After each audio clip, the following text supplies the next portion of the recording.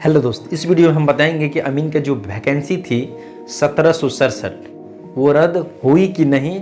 और दूसरी बात, वैकेंसी आया है तो कौन वैकेंसी आया है ये भी बताएंगे, ठीक है। क्योंकि बहुत सारे स्टूडेंट के मन में बहुत सारे प्रश्न है, क्वेश्चन है और कन्फ्यूजिंग है। क्योंकि यहाँ पे जो है एक साथ दो अप टू डेट आ गया है और वो भी अमीन को ही लेके। उस कारण से किसी को ये पता नहीं है कि कौन सा अप टू डेट कौन सी वैकेंसी के लिए है, ठीक है। कुछ स्टूडेंट ऐसे हैं जो न्यूज़ से अप टू डेट नहीं रहते हैं, उनको तो पूरा कुछ पता ही नहीं, ठीक है। वो सिर्फ और सिर्फ समझते हैं वैकेंसी आई है, क्या वैकेंसी आई है। तो इसलिए आप इस वीडियो में बने रहिए, आपको बताया जाएगा कि वैकेंसी आई है कि नहीं, और आई है तो कौन सी वैकेंसी आई है। अब वैकेंसी रद्द हुई है तो कौन सी रद्द हुई है, और नहीं हुई है तो कौन सी नहीं रद्द हुई है। इसलिए इस वीडियो में बने रहिए। देखिए, अमीन की बहाली एक आई थी 1767 2019 की दिसंबर माह में, ठीक है। और इसका जो शर्त था वैकेंसी का कि 12th वाले स्टूडेंट भी भर सकते हैं, और जो अमीन का एक्सपीरियंस रखते हैं उनको नंबर यानी बोनस पॉइंट मिलेगा, यानी बोनस में नंबर कुछ उसको दिया जाएगा, ठीक है। तो इस प्रकार था और इसका एग्ज़ाम भी हुआ, ठीक है। एग्ज़ाम होने के बाद रिजल्ट भी आया, रैंक भी बना। फिर क्या हुआ, 1767 का हम बात कर रहे हैं, ठीक है, जो 2019 में आया था, ठीक है। फिर क्या हुआ, इसमें देखा गया कि अधिकतर स्टूडेंट जो पास हुए हैं वो 12th पास हैं। क्यों? क्योंकि यहाँ पे एडमिट कार्ड जो प्रोवाइड किया गया एग्ज़ाम के लिए उन्हीं स्टूडेंट के जिनके अच्छा खासा नंबर थे। और नंबर 12th बेस वाले बहुत सारे स्टूडेंट ऐसे थे जो 12th पास किए थे और अच्छा खासा नंबर थे, ठीक है। 12th मतलब मैट्रिक इंटर पास किए थे और अच्छा खासा नंबर थे। और इसमें अधिकतर स्टूडेंट जो आए थे वो CBSE वाले आए थे। क्यों? क्योंकि CBSE में नंबर अच्छा खासा मिलता है, क्योंकि उसमें जो है आप देखते होंगे 75% से नीचे किसी को नहीं रहता। अगर कितना भी स्टूडेंट खराब है, ठीक है, कितना भी वो नहीं पढ़ते हैं, फिर भी 75% से ऊपर लाते हैं। तो उस कारण से अधिकतर स्टूडेंट का सिलेक्शन जो है ना CBSE वाले को यहाँ पे हो गया। और 12th वाले को भी हुआ, ये बात नहीं है, अदर CBSE वाला के अलावा भी हुआ, लेकिन यहाँ पे अधिकतर 12th वाले गए। और अमीन के डिग्री जिनके पास था वो फॉर्म भरे, लेकिन उनका एडमिट कार्ड नहीं आया और एग्ज़ाम भी नहीं दे पाए। जब ये रिजल्ट आया उसके बाद जब काउंसलिंग वगैरह का टाइम आया तो बहुत सारे अमीन के जो सर्टिफिकेट लेके बैठे थे, यानी अमीन का ट्रेनिंग लेके बैठे थे, वो सब जाके केस कर दिए। तो ये केस आपको हाई कोर्ट गया, यानी हाई कोर्ट में ये केस कर दिया गया। और करीब 250 के आसपास स्टूडेंट थे जो केस किए हुए थे, ये यानी हाई कोर्ट इसको रोक दिए, ठीक है। और फिर एक जो है पिछले साल यानी 2002 आप चले जाइए पिछले दिसंबर में, इस दिसंबर में नहीं, पिछले दिसंबर में अगर आप चले जाएं 2021 के दिसंबर माह में 9 तारीख को, ठीक है, फिर एक वो न्यूज प्रकाशित करते हैं और मतलब प्रकाशित करते हैं और कोर्ट एक फैसला सुनाती है कि ये अमीन का जो वैकेंसी है उसको रद्द किया जा सकता है, मतलब रद्द किया जा रहा है। और इसमें वही स्टूडेंट फॉर्म भरेंगे जो क्या, जिनके पास अमानत यानी अमीन का सर्टिफिकेट है और ITI सर्वेयर 2 साल का किए हैं। स्पेशल इसमें कर दिया गया, ठीक है।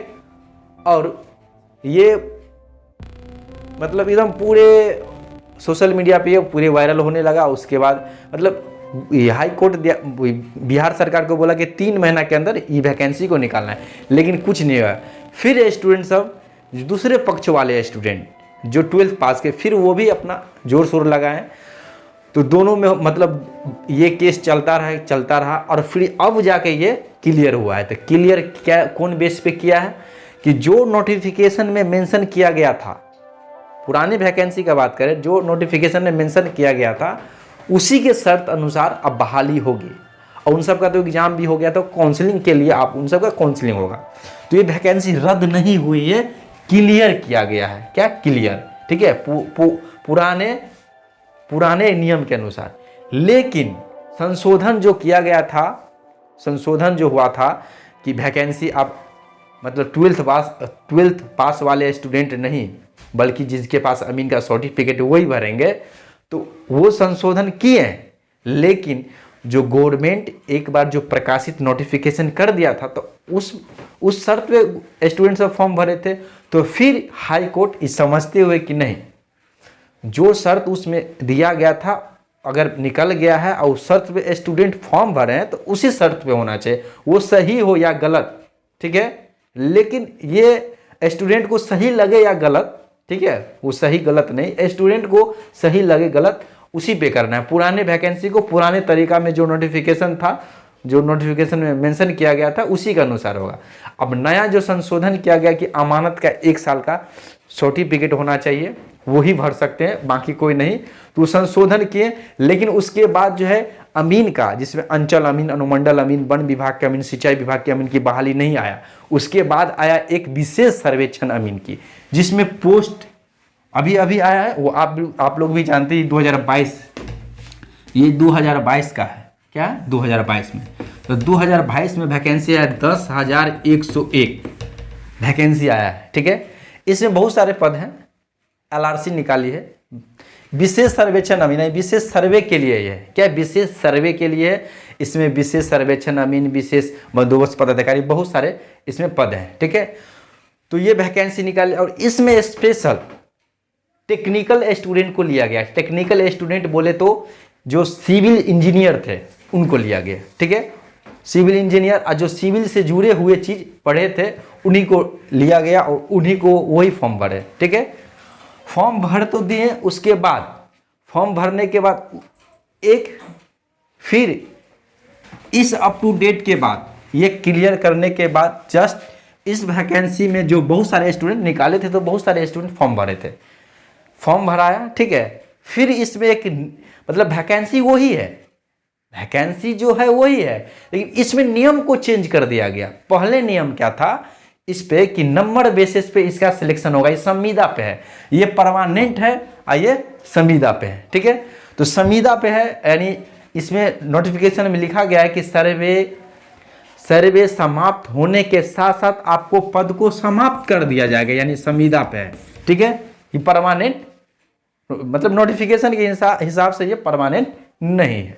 तो इसमें नंबर बेसिस पे लेना था, नोटिफिकेशन में भी नंबर बेसिस पे पूरे फार्मूला वगैरह दिए थे। लेकिन हुआ कि अभी हो गया कि इसको ये अप टू डेट देने के बाद इसमें एक नया अप टू डेट लाया गया है कि अब इसमें एग्जाम होगा। क्या एग्जाम होगा, एग्जाम होगा, और कंपटीशन होने के बाद जो रैंक आया को रैंक हिसाब से स्टूडेंट को सिलेक्शन होगा। कंपटीशन एग्जाम होगा किनको, जो मतलब टेक्निकल योग्यता रखते हैं, जो सिविल इंजीनियर होते हैं और सिविल से जुड़ा हुआ जो भी टेक्निकल वो डिग्री जिनके पास है, वो फॉर्म भरेंगे। विशेष सर्वेक्षण अमीन संविदा पे है, ठीक है। विशेष सर्वेक्षण अमीन का बहाली संविदा पे, यानी LRC जो निकाली है उसका बात कर रहे हैं हम, इसका नहीं बात कर रहे हैं हम, इसका 1767 नहीं, हम इसका बात कर रहे हैं। तो इसमें नियम बनाया कि पहले नंबर बेसिस पे लेना था, अब नहीं। अब जो स्टूडेंट जिनका ये टेक्निकल योग्यता है, जो फॉर्म भरे हैं और जो भर सकते हैं, तो इसमें अधिक आपको सिविल इंजीनियर, ठीक है, या आपको सिविल इंजीनियर ही देखने को मिलेगा। तो सिविल इंजीनियर सब, ठीक है, और टेक्निकल योग्यता सिविल में रखने वाले जो भी स्टूडेंट भरेंगे, उनको एक कंपटीशन फेस करना होगा।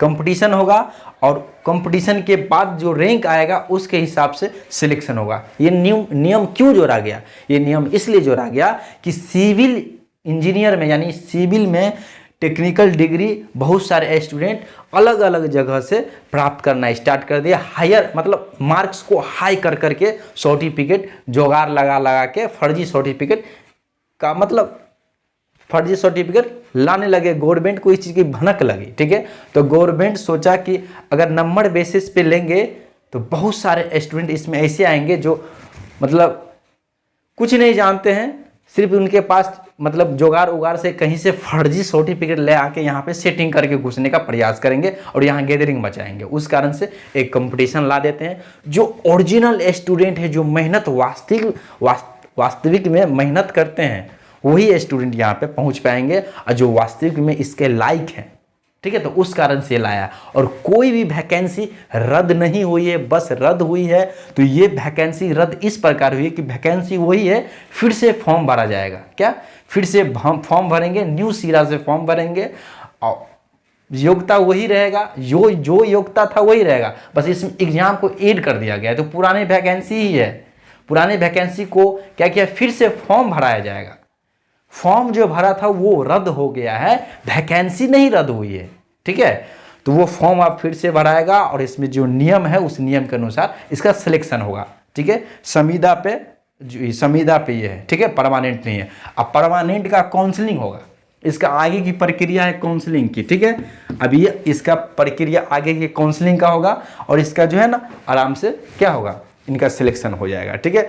ये 2019 का ही स्टूडेंट है जो ये फॉर्म वगैरह भरे थे, और अभी मतलब बहुत दिनों से ये लगे थे, ठीक है।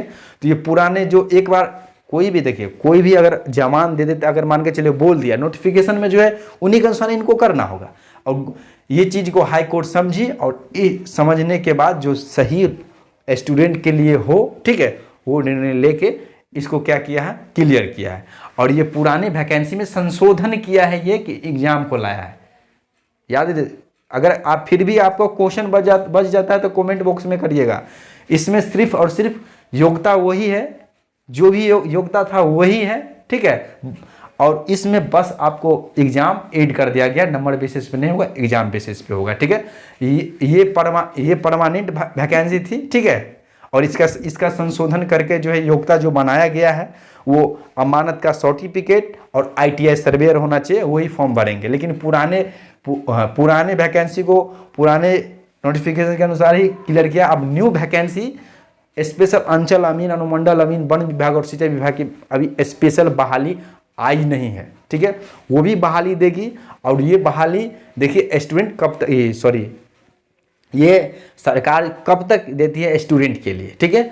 तो आशा है, ठीक है, गवर्नमेंट जैसे ये बहाली को क्लियर किया है और इस बहाली में कुछ नया नियम लाया है, उसी प्रकार अंचल अमीन, अनुमंडल अमीन, वन विभाग और सिंचाई विभाग में भी बहुत सारे पद खाली हैं, ठीक है। और गवर्नमेंट जो है उस पर भी विचार करेगी और कर रही है, तो उसमें भी वैकेंसी आपको आएगी।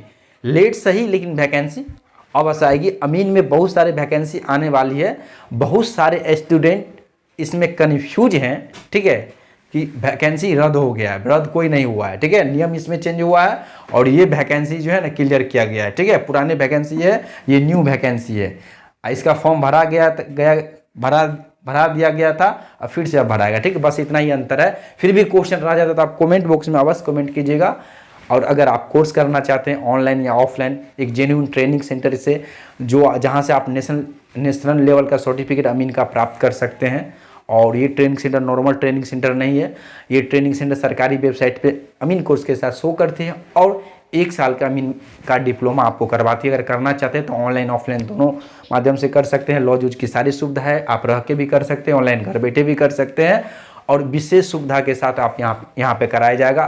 सारा चीज़ इस वीडियो में नहीं बोल सकते, वीडियो लंबा हो जाएगा, इसलिए इस नंबर जो दिया है ये व्हाट्सअप नंबर है, व्हाट्सअप में मैसेज कीजिए और कॉल भी कर सकते हैं। और विशेष जानकारी के लिए डिस्क्रिप्शन है, विशेष जानकारी डिस्क्रिप्शन में जाइए, उसको पढ़िए, समझिए, और उसके बाद, ठीक है, अगर आपको फिर भी कोई क्वेश्चन है तो कॉल कर सकते हैं, व्हाट्सएप कर सकते हैं। मिलेंगे अगले वीडियो में, तब तक के लिए खुश रहिए, तंदुरुस्त रहिए, स्वस्थ रहिए और मस्त रहिए। जय हिंद।